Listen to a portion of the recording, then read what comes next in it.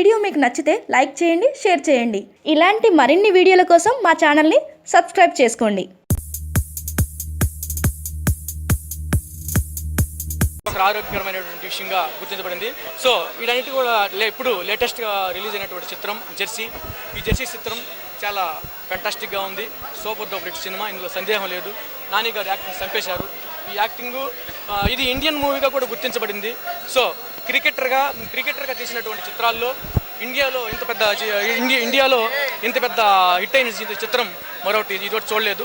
చాలా fantastic, exactly ఉంది.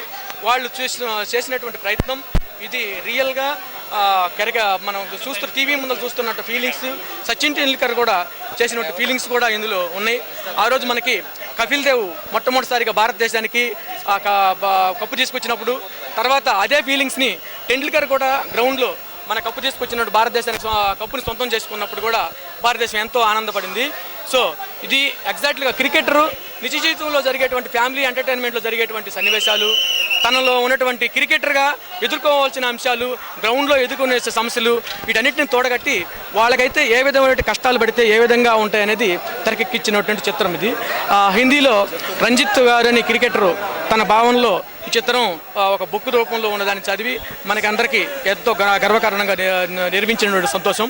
So cricketer ఎప్పుడైనా కూడా తన గ్రౌండ్లో క్రికెట్ ఆడేటప్పుడు నేను ఫస్ట్ బాల్ కొట్టింది ఒక రన్తోనే మాత్రమే స్టార్ట్ అయిందనేది, నా జీవితం స్టార్ట్ అయిందనేది జీవితంలో మర్చిపోడు.